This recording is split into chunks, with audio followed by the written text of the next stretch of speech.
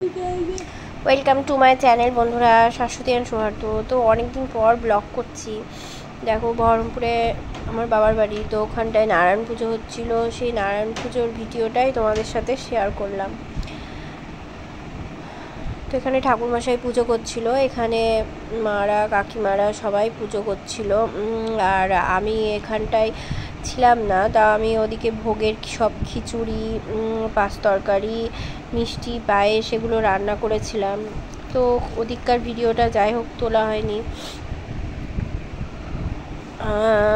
তো তারপরে একটু করে রান্না করতে করতে পুজোর দেখে আসছিলাম আর কি পুজোতে। তো যাই হোক, দেখতেই পাচ্ছ সত্যনারায়ণ পুজো হচ্ছে। আর এখানে নারায়ণ শিলার অভিষেক করা হচ্ছে। এই দেখো, সত্যনারায়ণ শিলা, তার অভিষেক চলছিল দুধ, ছানা, দই, গঙ্গার জল দিয়ে। আর তারপর ঠাকুরমশাই এখানে ফুল দিয়ে দিয়েছিল।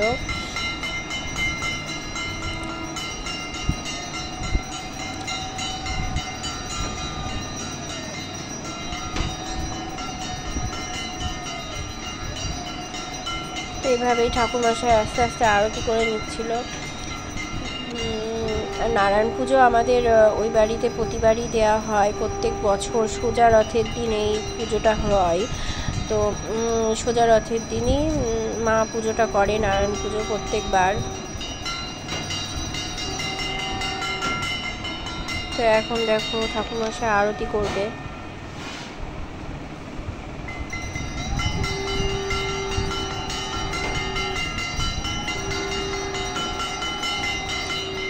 একটা পুজো বাড়িতে হলে সত্যিই মন ভালো হয়ে যায়। বেশ ভালোই লাগছিল, পরিবেশটা ভালোই হয়েছিল। আর সবাই খিচুড়ি, প্রসাদ সব খেতে এসেছিল। সত্যনারায়ণ পুজো করছিল।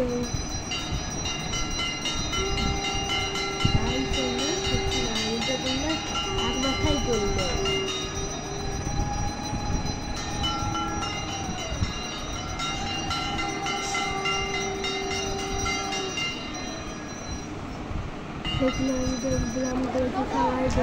তারপর আমরা চলে এসেছিলাম এখানে রথ দেখতে। যেহেতু সোজা রথের দিন নারায়ণ পুজোটা হয়েছে, তো দেখতেই পাচ্ছ এখানে জগন্নাথ, বলরাম, সুভদ্রাকে খুব সুন্দরভাবে সাজিয়েছে, দেখতে খুবই ভালো লাগছে। আর এটা চলে এসেছিলাম বহরমপুর গঙ্গার ধারের জগন্নাথ মন্দিরে। তো সেখানে প্রতিবারই এরকম রথ বেরোয়।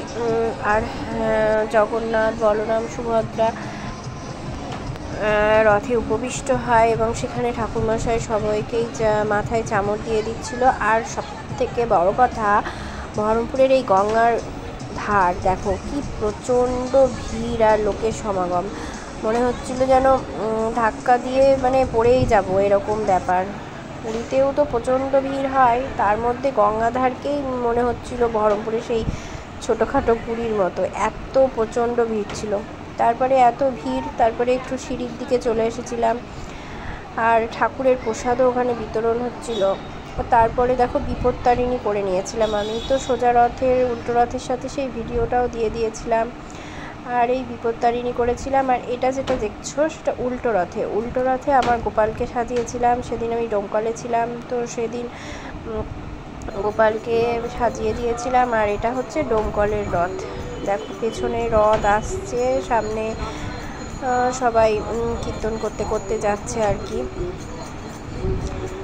তো এটা হয়েছিল উল্টো রথে ডোমকলে ছিলাম, তো সেখানকার রথ দেখেছি। আর বহরমপুরে সোজা রথটা দেখে নিয়েছি।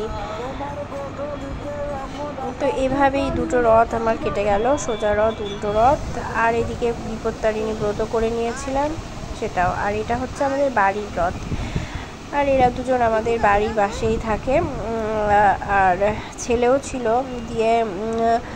তো এরকম রথ টানছিল, ওরা বলছে আমরাও একটু টানবো, তার জন্য ওরাও রথ টেনে নিল। তারপরে ওই যে বড় রথটা দেখলে ডোমকলে, সেই বড় রথটার সাথেই পিছন নিয়ে আসছিলাম আমাদের রথটাকে। তো বড় রথটা মন্দিরের দিকে চলে গেল, আর আমরা চলে আসলাম। তারপরে গোপালকে রথে বসিয়ে দিয়ে একটু ঘুরিয়েছিলাম। তো ভালো লাগলে অবশ্যই বন্ধুরা সাবস্ক্রাইব করে দিও, লাইক, সাবস্ক্রাইব, কমেন্ট।